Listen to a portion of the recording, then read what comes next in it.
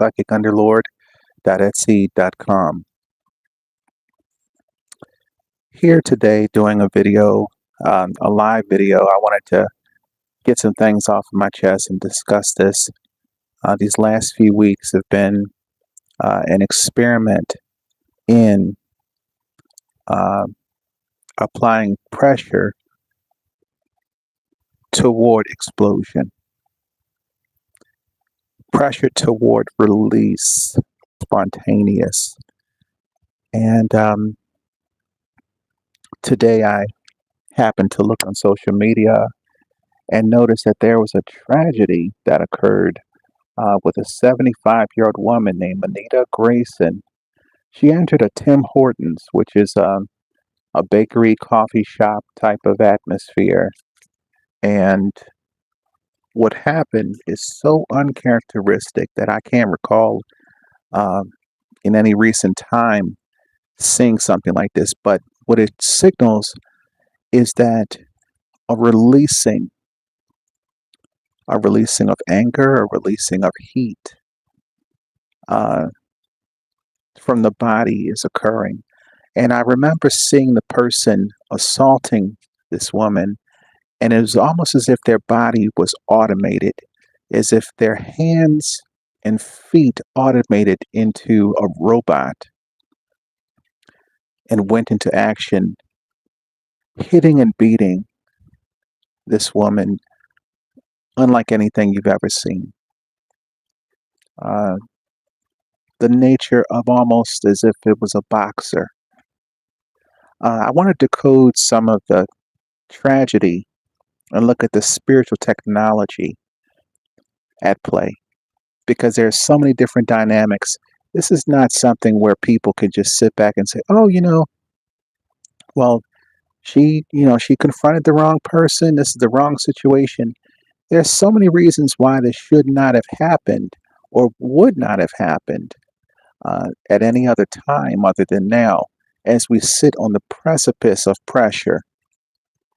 And it's not just customer service, human friction, or race, age, class, the customer's always right.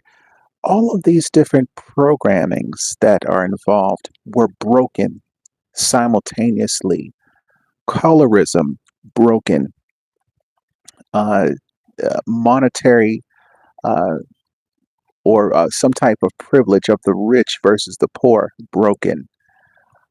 There was so much of an overlap that it created a dilemma, and the violence inside the destiny control matrix that we operate in through the thoroughfares, the timelines, the turnabouts, as it leads us through the process of our refining.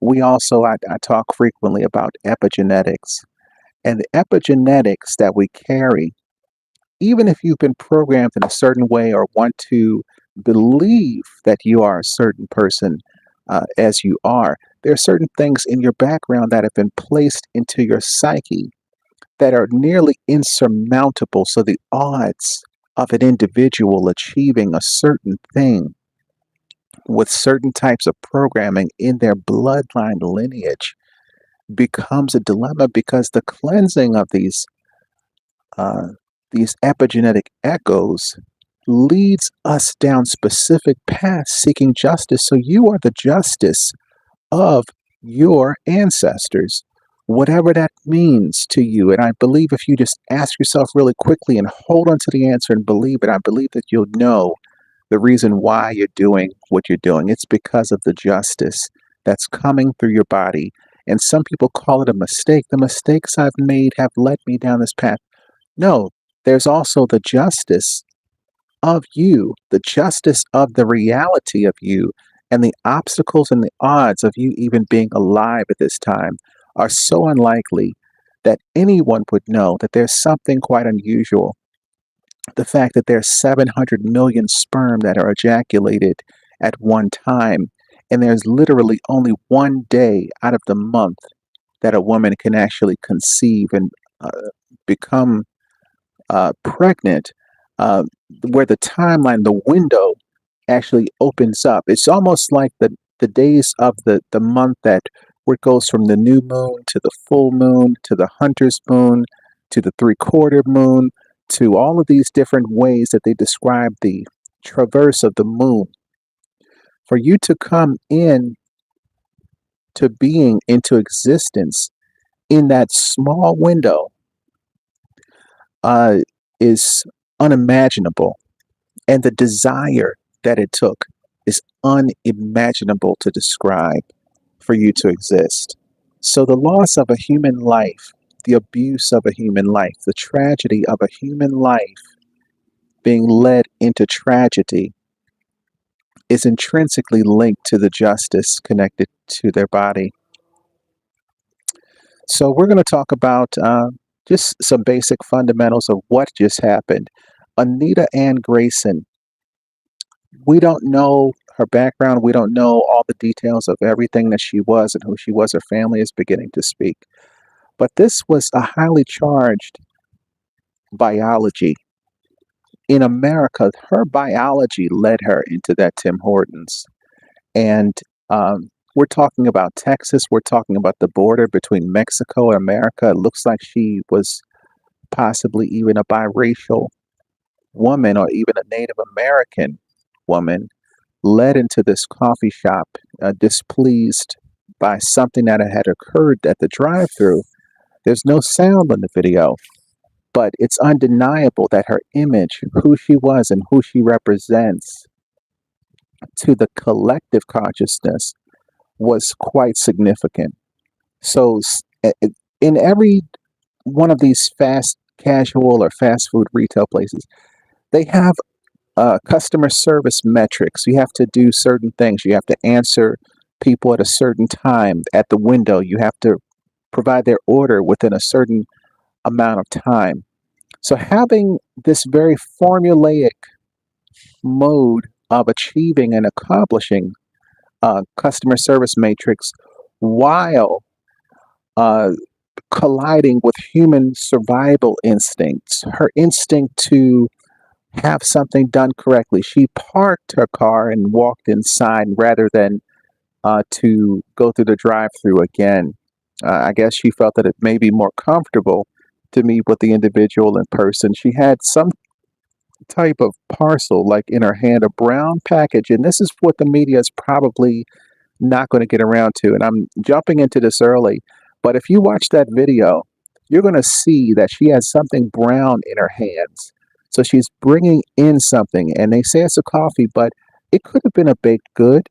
It could have been something that had to be remade or something according to her specification. By the time she opened it up, she saw that, oh, it's missing this. I paid for this, and it's missing from the item, and it was quite a substantial size, and maybe a sandwich or a panini. So this is a devastating situation because the altercation was started over food. And it deteriorated so rapidly into a fatal collapse and a national debate simultaneously over retail safety. So who's being protected? How are we protected? People are at a point where now there's so much discussion of people not feeling supported, not feeling safe, not feeling that things were the way that they used to be. And we also have to realize that the way that things used to be were never perfect. Before there was a McDonald's or fast food or enough people to have vehicles and cars to make McDonald's as profitable as it was, a lot of people did not drive. 40, 50, 60 years ago, there was a lot of public transit, a lot of people working locally, a lot of people doing odd jobs in their homes and in buildings that are nearby. There was a lot of domestic servitude. All of this complexity of people making $1 million overnight and all this different advancement, all of this wouldn't have been possible without technological tooling. So they've tooled with society, they've tooled and made it so that people are able to say, oh, I'm going to drive 3 hours to work each way, and I actually have a choice to do it. That would sound absolutely ridiculous to someone in the 60s, unless you happen to maybe be a major movie star or some kind of star from the Metropolitan Opera or something. To travel 3 hours each way every day and say, oh, I'm just hustling. I'm doing what I got to do to make the money that I make. That wouldn't have been possible for a doctor or even a lawyer in those days because it just was so impractical. Fast food, they've adjusted it so that now we can get an overflow, an influx of people just flying past the building, and we can actually collect the money as they go. And this creates errors. So the safety part, think about it. You're at a window in a building and somebody's just driving up to you. You don't know who this person is from a can of paint. There's no introduction. You're inside of a vehicle and there's an exchange made. So, what are you talking about, retail safety? What are we talking about when we add up all the different incidents inside of retail centers? So, this was a Tim Hortons in Fort Wayne, Indiana. It is it's a corporate fast food franchise, and this place is now at the center of such a disruption in the matrix that people don't know which way is up. After seeing that video, they don't know whether to sleep, whether to stay up, because this is Friday. Usually, media stories like this, it's going to take the weekend for them to just be able to gather themselves. Monday, it's going to hit again. So we know the structure of the media, so everyone is bracing because the content creation around Anita Grayson and Tim Hortons is going to explode. This is a serious disruption. 8 o'clock in the morning. And this is also where, think about it, retail, a place where minimum wage workers, young workers, customers of all different financial strata operate under low vibrational time, stress, anxiety. Every emotion, every idea, every cultural heritage is being brought to them, to their face, and they have to figure out how to process it even without any type of cultural experience or training or even sensitivity training or emotional intelligence whatsoever. So they don't have much to go on. But they're coming at these people and you say, well, how do I negotiate with a person yelling at me, threatening me, demanding things of me, making me feel inferior? These feelings I've never felt before. There it is, the epigenetic heritage of the DNA and the justice colliding with the public.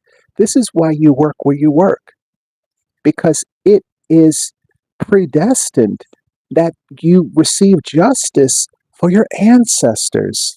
Why do you think people go into the military? Because there is a genetic heritage in their blood, literally taking them into the military where they have to pick up arms and have to protect against threat because somewhere in their past they were threatened. So they are the justice, the actual uh, mirror negative, or the black and white negative of what has happened in their past and all these things. And you're saying, well, why do I have to go through all of this? All of this. Look at the exact counter opposite and how that plays into where you sit, where you study, where you work, where you operate out of, the people that you interact with. These are specific objectives that are seeking to gain justice through your body. This is why the rituals that we offer additional timelines, offer additional opportunities to process the epigenetic DNA and the spiritual technology that is within us. I actually am the only person in the world who has the ability and the capacity to do what I do. So this is how I'm able to put new things into people's life to make new experiences possible, because otherwise you're going to be dragged by your blood and you cannot change that. That has to be changed. with psychic underlord. So this is also a confrontation of the generations. We talked about in the media. What's significant is that when we start to ignore what we see, we begin to ignore what the destiny control matrix is calling to our attention. If a person walks up to you with a clown outfit, you have to start to identify that this is actually a person dressed as a clown, instead of saying, oh no, that's just their right to be whoever that they want to be. No, they're actually appearing as a clown right now. And the sooner that you realize that, the sooner that you can stop the pain and anguish of you thinking that people are not what they're showing you that they actually are. If people are coming to you with aggression, this is a moment of justice. This is a moment of justice because you were once this individual. You were once the person on the other side of the counter screaming or ranting or raving or impossible to work with or impossible to have a situation to be understood by someone else and to receive justice in kind, equal trade. How many times have you had incidents where you felt like you were wronged by people? This has been dragged to you by your epigenetic DNA. And it's put you in a place where you have to decide, am I going to go off or am I going to be able to work something up palatably so that we both can kind of meet halfway or trade in an equal sense to restore justice, whatever this person I was not able to do for them. Uh, how can I get this to the individual without me losing my mind and without them losing their cool? So there's an age divide. If there's a 75-year-old woman and the employees were clearly, they said 17 years old and 20 years old, that's a 50-year gap of knowledge. I don't care how smart the person is. A person can say, oh, well, I'm a computer science major at MIT. And you know absolutely nothing compared to a person who's been on the planet for 75 years absorbing all this different stuff. Now, it may not do you any good. Maybe 75 years of their life may not amount to the experience that you receive, but let's put experience to the side. We're talking about life in general, knowledge in general. If you're 20 years old, if I say Sarah McLachlan, you may not know who that is. I may have to play a CD for you.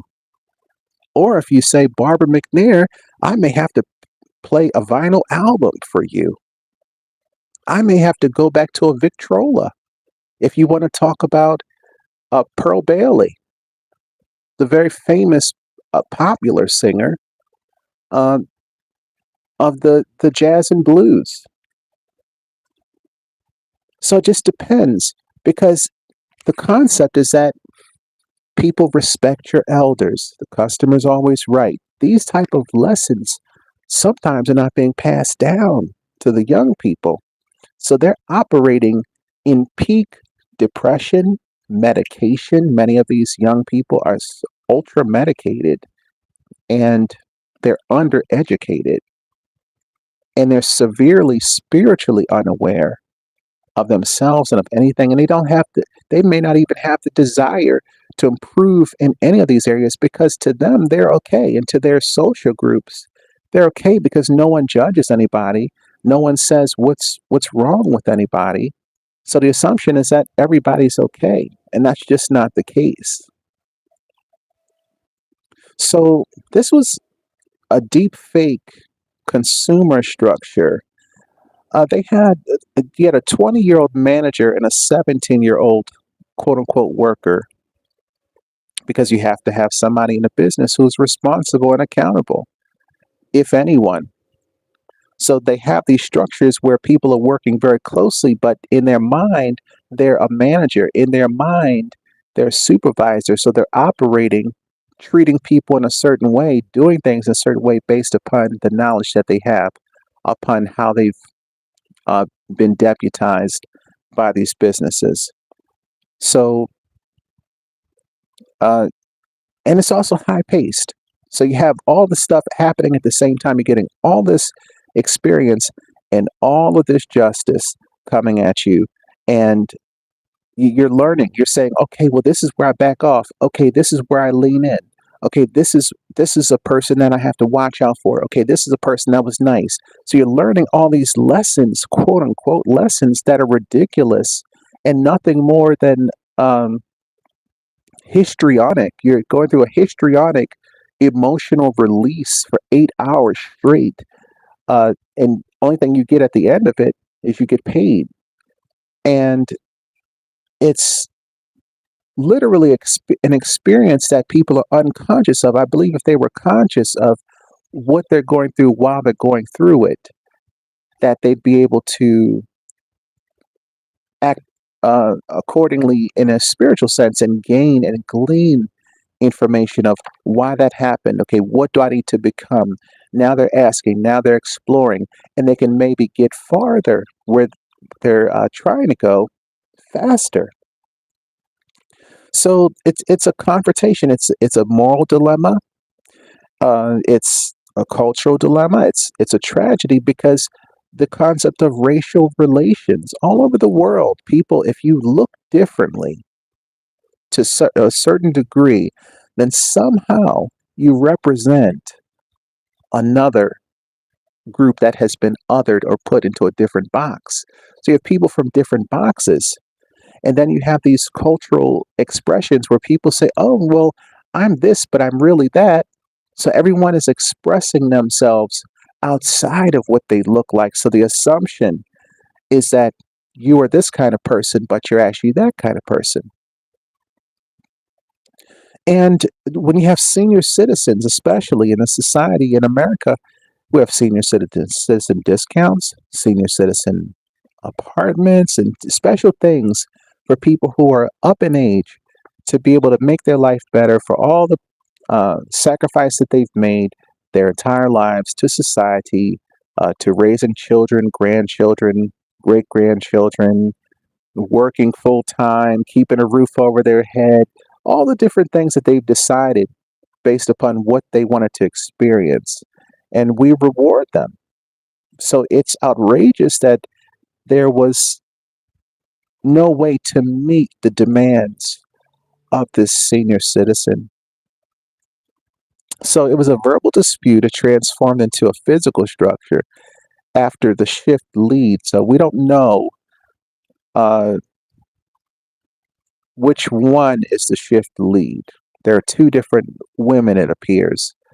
But the lead stepped between the 17-year-old, the 20-year-old stepped in between the 17-year-old and the senior citizen, and then she took over with the process of admonishing based upon her hands and her body language. She was admonishing the senior citizen for some reason of saying that she was apparently through her hands.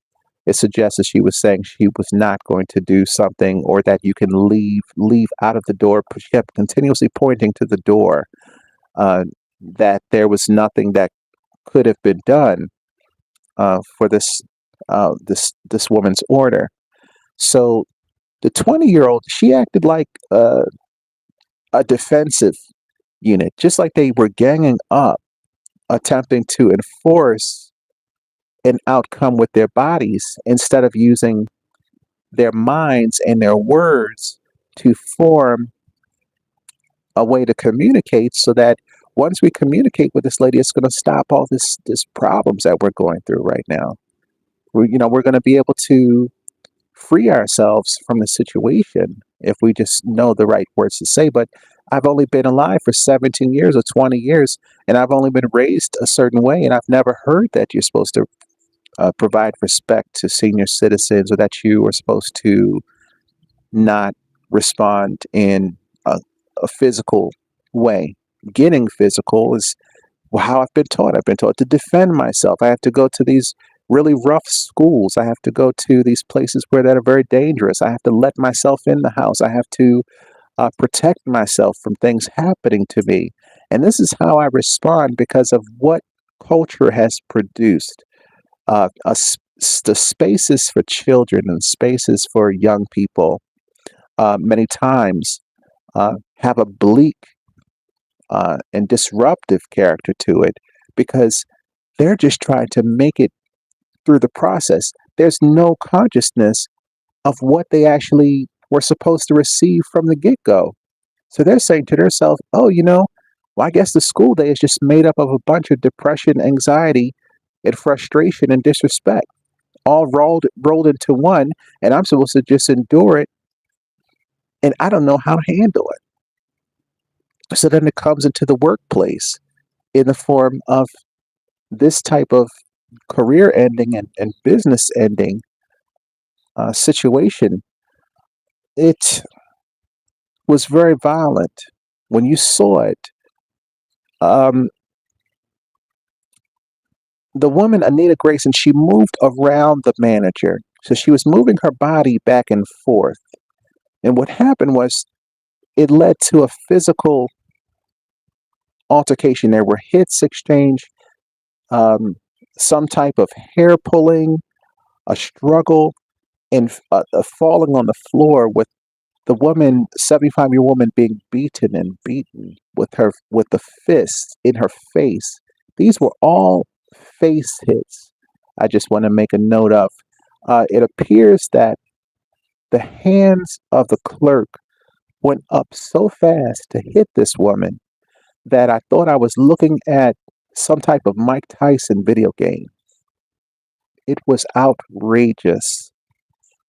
And afterwards, I don't know how quickly it happened, but whoever saw that video put that instantly onto TikTok, Facebook. There was an algorithm glitch as communities weaponized the footage to argue over self defense, black woman, white woman, elder abuse. Didn't you know that she was an older woman because her hair was white? She was clearly much, much older, but the respect was just not there whatsoever. So she ended up on the floor. It was so harrowing to see the woman dazed. She literally was seeing stars. She had been beaten in her head on video inside of a fast food restaurant by an employee. So, minutes after the combat had ended, she laid down. She was on the floor already. She propped it. They were saying, "Oh, she died instantly." No, she didn't die instantly. She laid on the ground on the tile, the cold tile. Got up, sat on her side, just looking around as they continued to, I assume they were working and serving other customers because not one person attended to her. They picked up her purse and threw her purse to the side after beating her, which was so animalistic that I could not even contain myself to see that being done. And I don't want to be racial, but I noticed that it was a black woman that threw her purse. She entered a catatonic state. She propped herself up onto the chair, and there she stood waiting for emergency. Maybe she called 911. Maybe she called her daughter. These things will come out. But this was a toll on her nervous system. See, society, they force untrained minimum wage workers to absorb all the ills and sins of our fathers.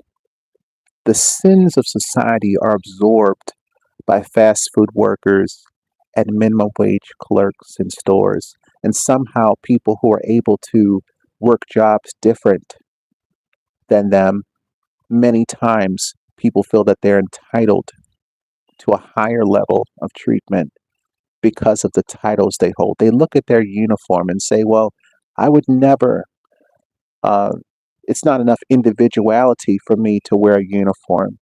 There's some times in people's lives where they have to wear the uniform for the justice.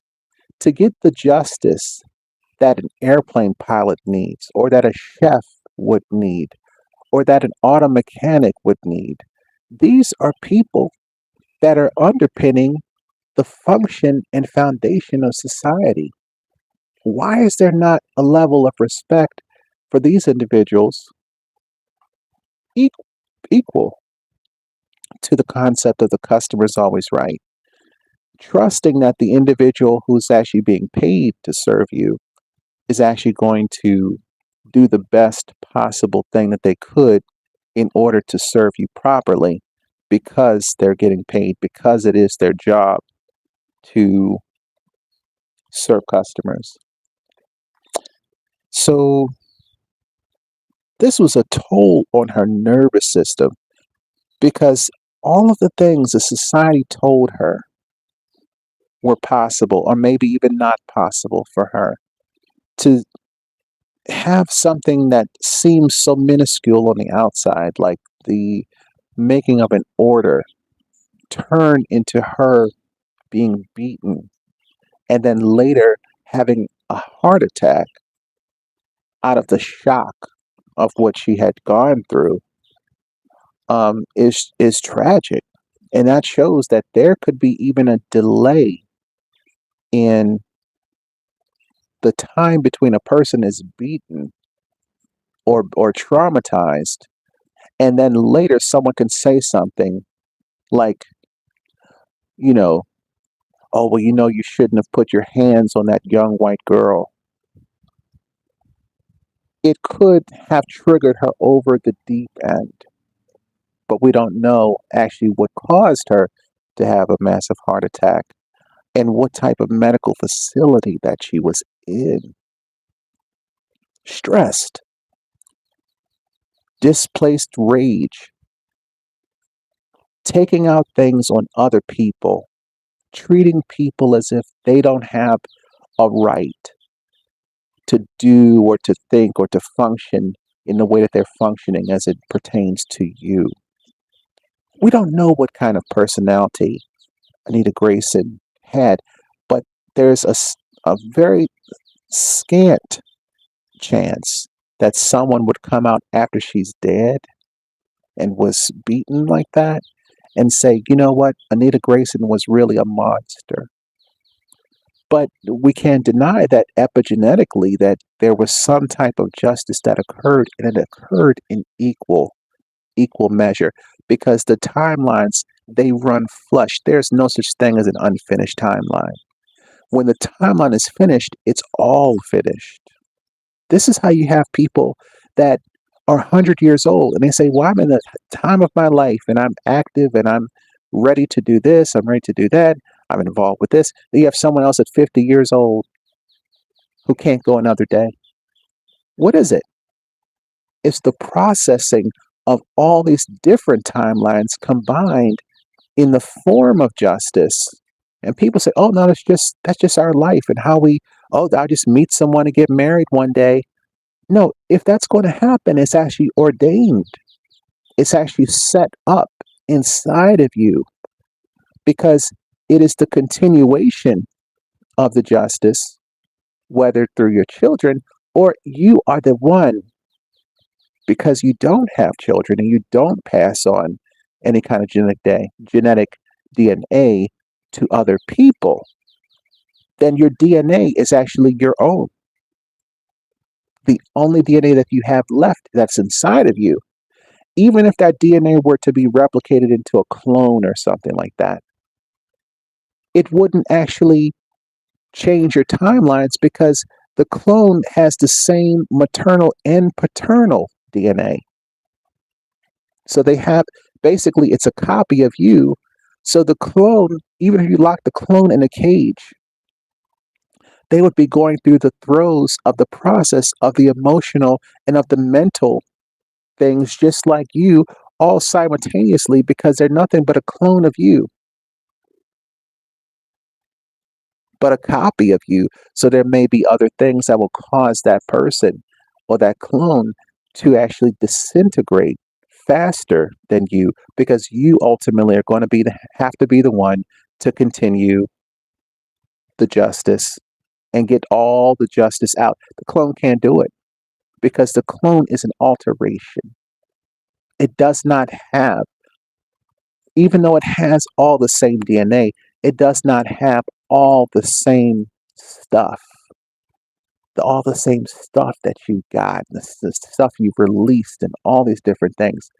It's just basically a flash copy at the moment of its conception of you. So you show up, and so really it doesn't have much justice to resolve. So it's going to work to resolve the justice inside its own realm. That's why the clones don't live very long.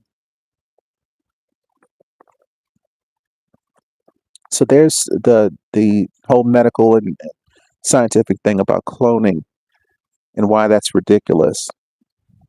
So everyone rejected, saying that um, this woman was the primary aggressor.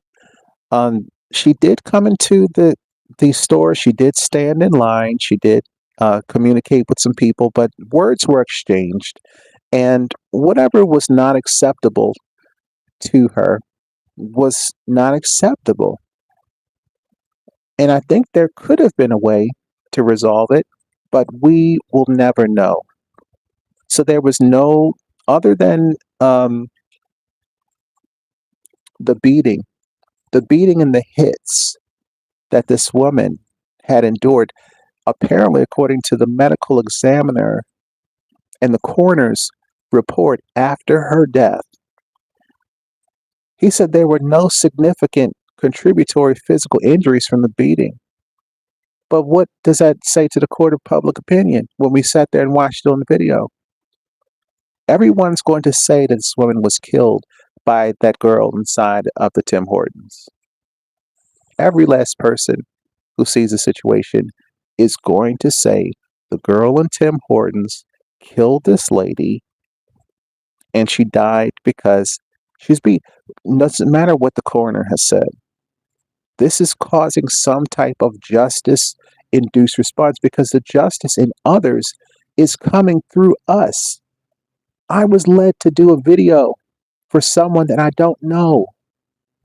It's something in my spirit that is being processed so that it can be purged, so that I can move on, so that I can move forward, because I couldn't move forward without doing this video. Do you see how timelines work? So the things you're going through are things that you have to go through unless you have a ritual to change it, because the rituals will change the timelines. That's the only thing that you have in order to alter your life. And if you don't know what's coming down the pike, or you don't want to engineer it, you don't have to. But you're still going to go through all this stuff anyway, even if you don't want to change your life. Even if you say you're so strong and all of these things about you are so perfect because it's made you the man that you are today. Yeah, and you'll remain that man. There's nothing wrong with that. Most people don't have any rituals. This is a consumer product. Psychic rituals are consumer products for individuals to adjust their lives and to control their lives. And you won't live their lives because this life is what they will live and what they desire to get out of it. So everyone was saying, criminal charges, arrest this girl, and because of the racial and the ages, was this a hate crime, and all of these different things. What is protected when we classify and penalize people based upon the color of who they kill? Is that divine? Is that some type of justice? Or was that the darkness and the unconsciousness that we're coming out of? Was the Voting Rights Act an act of unconsciousness? Is a huge question. Was it based upon the fear that people had about being eliminated from the voting process, and to commemorate and keep and continue these structures that were put in place for those type of issues? Is that merely fear-based, or is it that the justice has allowed people to lay down their sword because now there's a higher level of justice? So when you lay down your sword because you've gone through something and you're no longer on guard, does that mean that now you're going to be continuously under attack? Or is there another sword that you'll pick up that will be involved in waging war in another way? It's a process. So there's been so much surveillance. Um, I think that they released that video because they said they wanted to eliminate the false narratives of what people are saying about it versus actually what happens. And if you could see it for yourself, then you understand that um, whatever, because now the police are saying this. So what does that mean? Because I don't know if the police are impartial to crime. When you see someone being assaulted or you see two people fighting, is age a factor? Is color a factor? The color of their skin, uh, the nature of who they're labeled as. What if you are labeled as a Pacific Islander because of how you look, but you're actually not from the Pacific Islands? Isn't that fraud? Is race itself a fraud? Well, you can say, well, if I have access to all the same stuff as everyone else, what does it matter what race I am? It still ends up mattering to some people because there are ideas that are being held about race. And those ideas, they supersede many times logic and reason. It makes no difference if the person's not a Pacific Islander because the people who are asking the question are looking to resolve their question with any answer that applies to what they say is actually the case, even if it's a lie. So this is ancestral trauma where a minor inconvenience led to a tragedy and a catastrophic timeline reset. There are people whose lives have been reset by seeing that video and other videos as well. Because they put that it comes into their path. They become to a certain degree obsessed with what they see. It doesn't have to be a violent video. It can be a viral party dance video. Next thing you know, the person, they say, oh, I love this dance video. I watch it 100 times. And now everything that they go and they get involved with, this is the type of stuff that they like. And it starts to take their life in a completely different direction.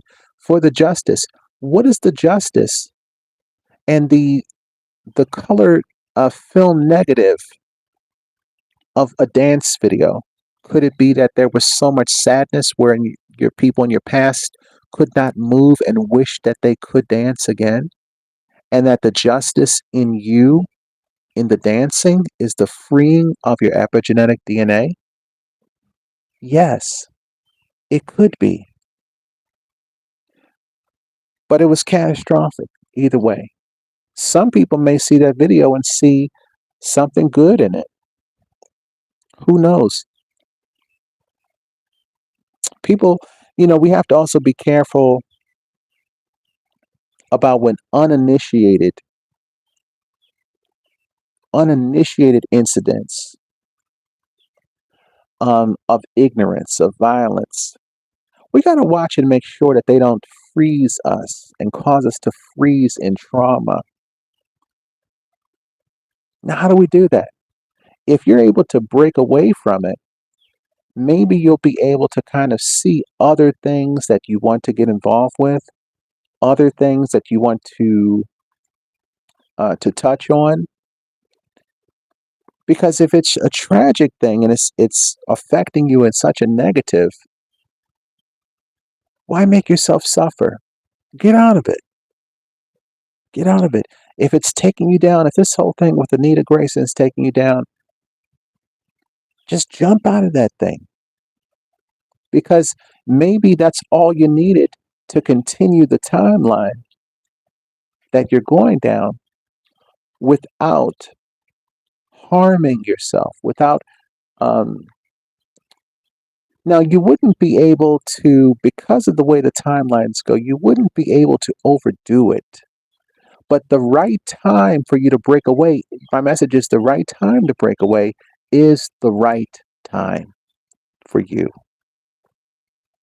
So just know that it's possible. And if you don't think it's possible and you know that it's not possible, then you know for sure that it's not.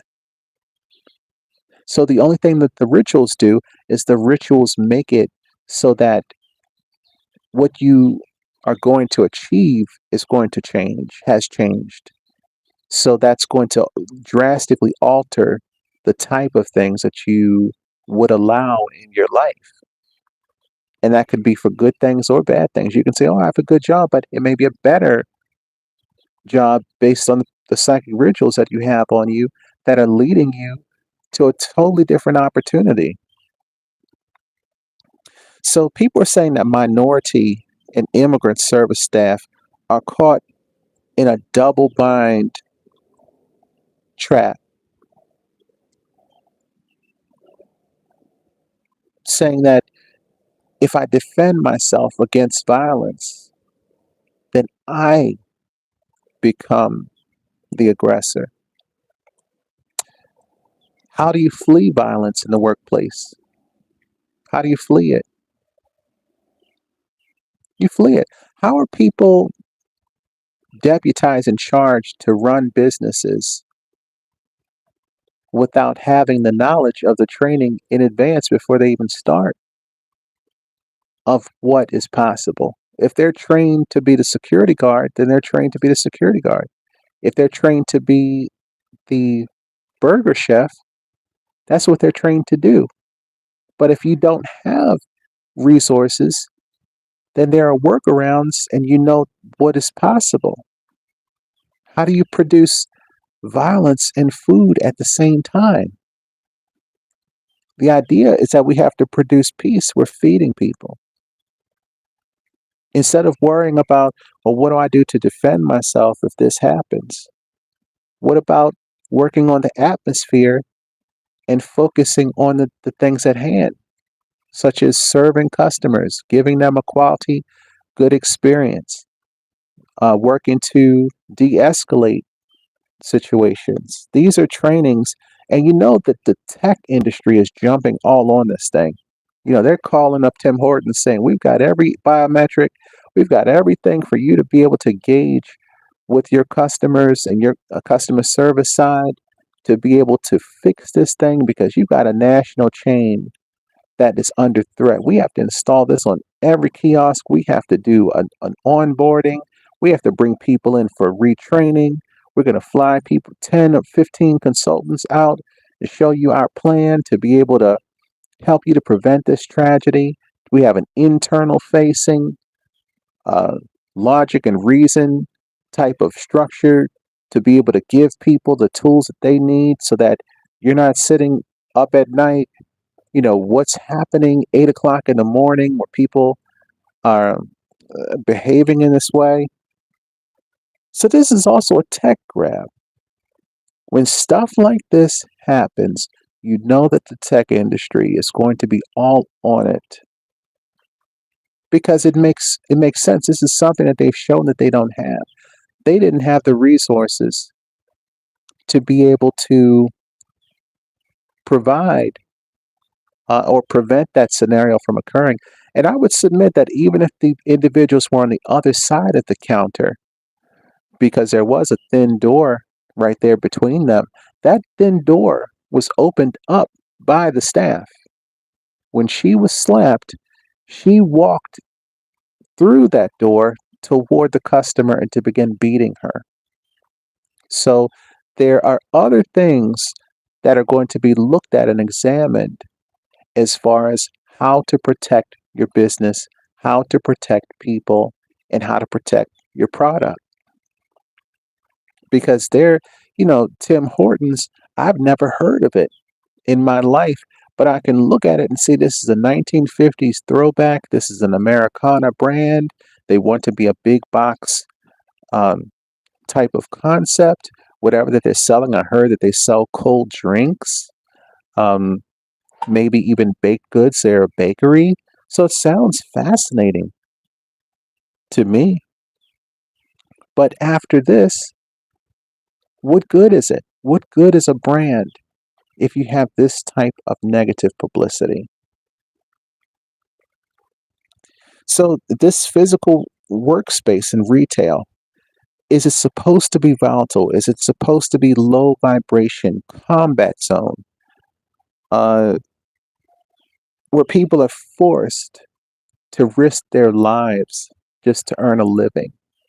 We think about counters. I notice that the counters in fast foods have gotten lower and lower. It's almost like they're bringing people in to try to make it as if the experience is somehow that a lower table makes it more of a partnership, or is it provide more exposure, or does it provide um, more opportunity to see what's going on the other side of the counter? Is it meant to serve shorter people, perhaps senior citizens who are of a shorter in height, or children? Are we serving more children?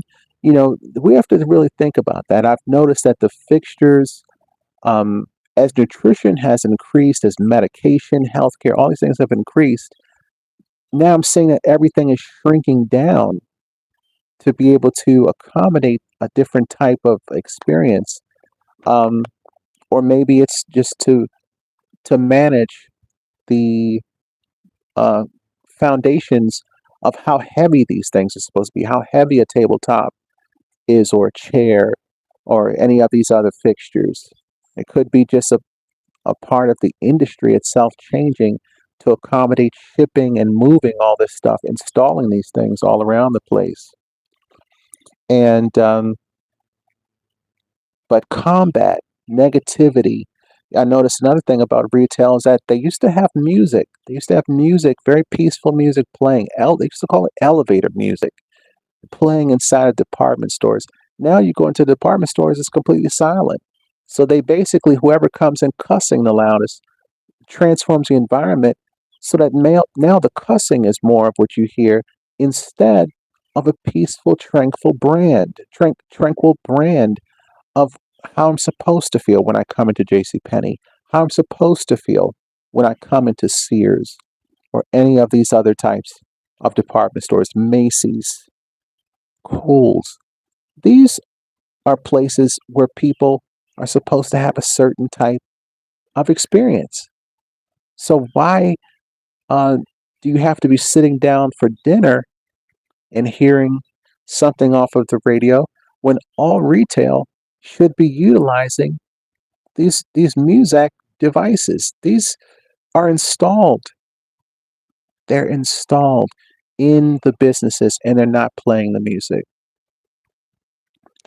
The music also can soothe the customers as well. That's also another thing that the music industry, think about it, all the music they're creating is talking about things that are possibly negative. Can they actually use that music in any commercial capacity? Or if the music is just about bumping and grinding, do we have any way to use that music for anything positive? Maybe not.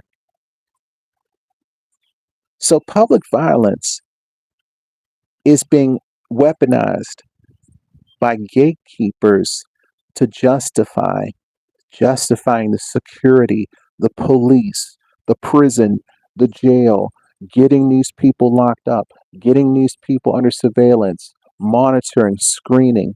So, with all this screening, what you've noticed is that they've also done almost like a moratorium on people running people's backgrounds.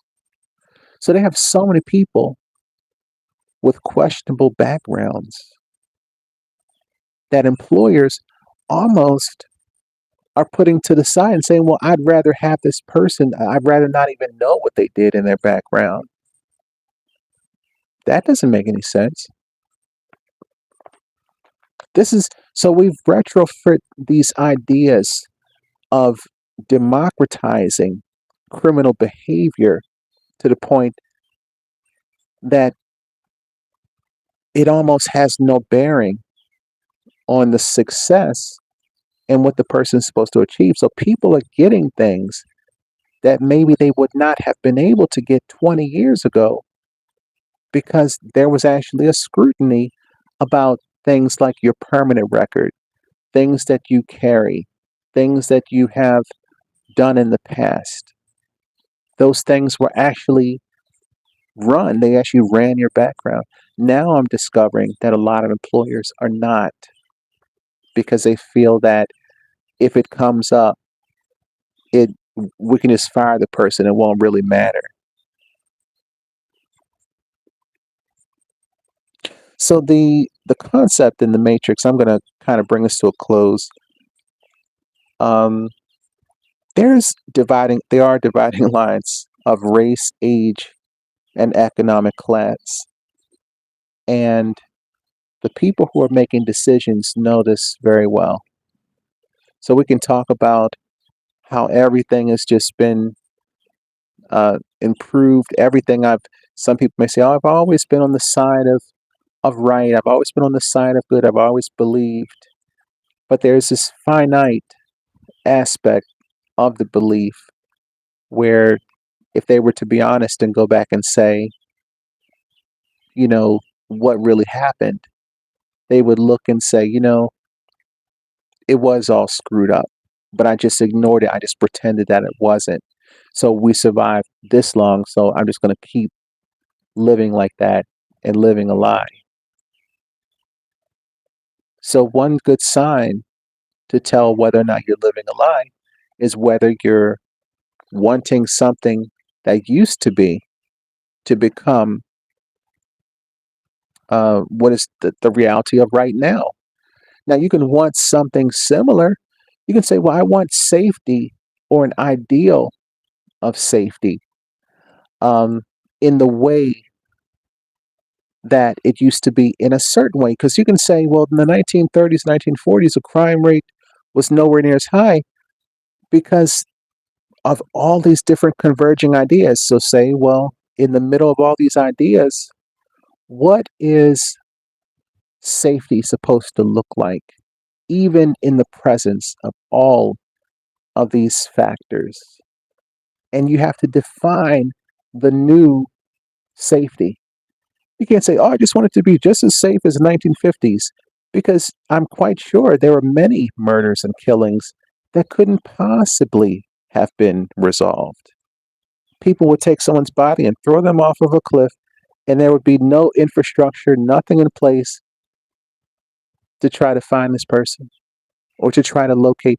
So there are all these different stories to substantiate what I'm saying is that technology and infrastructure, when you have a city, when one in every 10 people is a police officer, 10% of the population is either works in the prison or some type of law enforcement and military.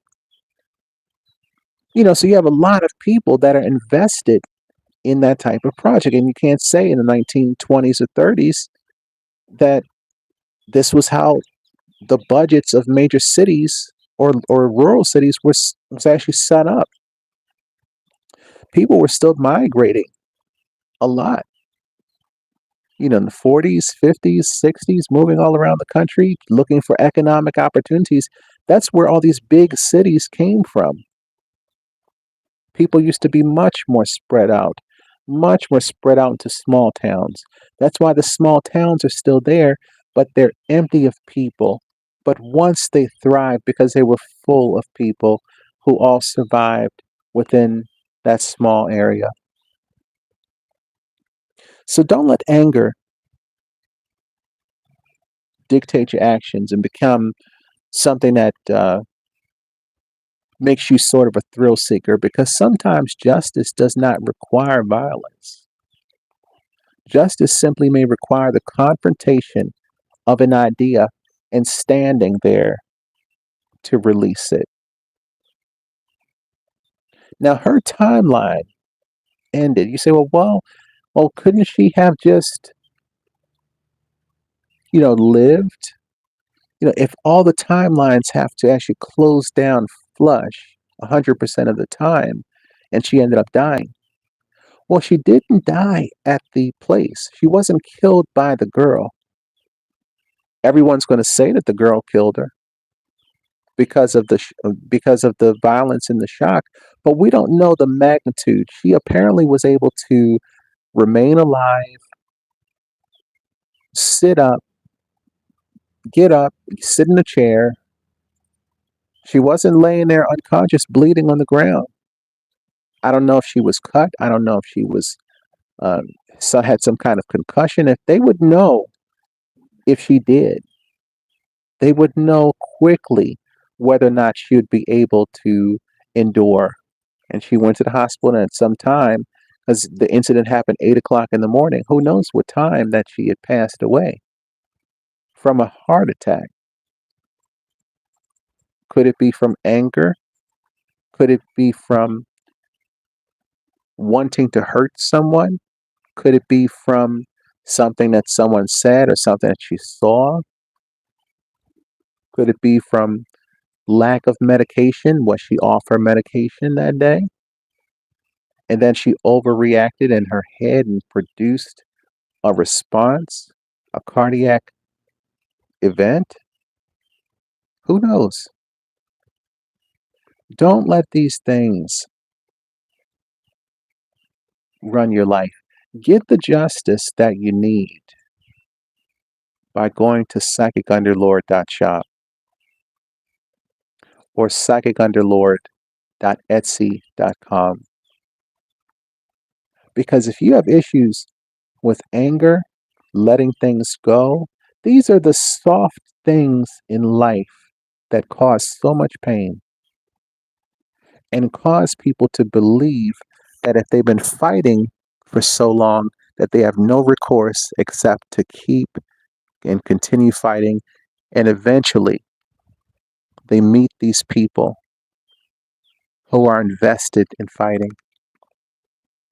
You have to think about your personality, how to create a successor identity to supersede where you are now, to melt away all of these different layers of strife and struggle and anger and frustration, releasing all these different layers that are just like an onion that you have to cut and peel off of yourself through the psychic ritual so that you'll be able to be released. The inside of an onion looks quite perfect when you cut away all the layers, but it's still the same onion, but it has a completely different look. So consider that. Think about all the things that you'd like to achieve and the ways that you like to nip and tuck and adjust your personality to become the person that you're really destined to be.